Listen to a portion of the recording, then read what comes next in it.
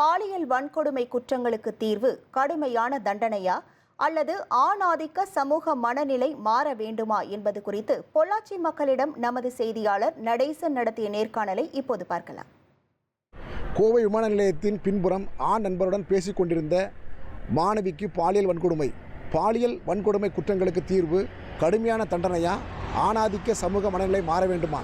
இது குறித்து பொள்ளாச்சி மக்களின் கருத்தை கேட்டறிவோம். கடுமையான தண்டனையும் வேணும், பசங்களும் பயந்துக்கணும். கொஞ்சமாவது ஒரு பிள்ளைங்களை பெற்ற தாயை ரொம்ப பயமாக இருக்குது. குழந்தைங்களை வெளியே அனுப்புறதுக்கும் சரி, அதுக்கு வர்ற வரைக்கும் சரி, எந்த நேரத்துலையுமே எல்லா வயசுலேயும் பெண்களுக்கு இப்போ பாதுகாப்பு கிடையாது. தண்டனைகள் கடுமையான மட்டும்தான் இதிலிருந்து வெளியே வர முடியும். அந்த பாதிக்கப்பட்டவங்களுக்கு இருக்கிற பாதுகாப்பை விட தண்டனை செஞ்சவங்களுக்கு உண்டான பாதுகாப்பு அதிகமாக இருக்குது. பாலியல் சம்பந்தமான குற்றங்களுக்கு தொடர்ந்து எல்லா பக்கமே நடந்துகிட்டே இருக்குது. இதுக்கு தீர்வு என்னென்னு பார்த்தோம்னா, தண்டனைகள் மிக கடுமையாக இருந்தால் தான் இந்த விஷயம் நடக்கவே நடக்காது. தொடர்ந்து இந்த செயலில் ஈடுபடுற குற்றவாளிகள் நீதிமன்றத்தின் மூலிமா நீதிமன்றத்துக்கு வழக்குக்கு போய் சரியான சாட்சிகள் இல்லாதனால விடுவிக்கப்படுறாங்க.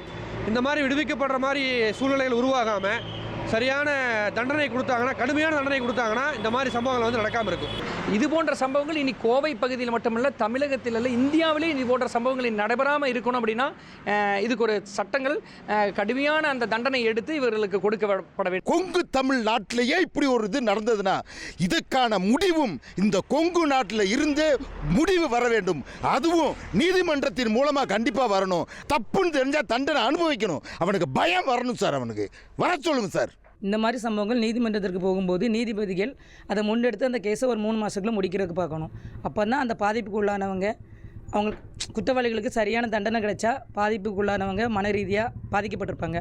அவங்களுக்கு ஒரு மன நிம்மதி அடைச்சி இந்த மாதிரி தண்டனை கொடுத்துருக்காங்க அப்படிங்கிறது அவங்க ஒரு வெளியில் வருவாங்க.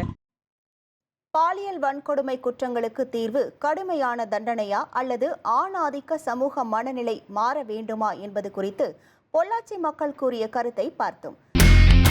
இனி செல்லும் இடமெல்லாம் செய்தி. தந்தை டிவியின் வாட்ஸ்அப் சேனலை ஃபாலோ பண்ணினா செல்லருக்கும் இடமெல்லாம் செய்தி.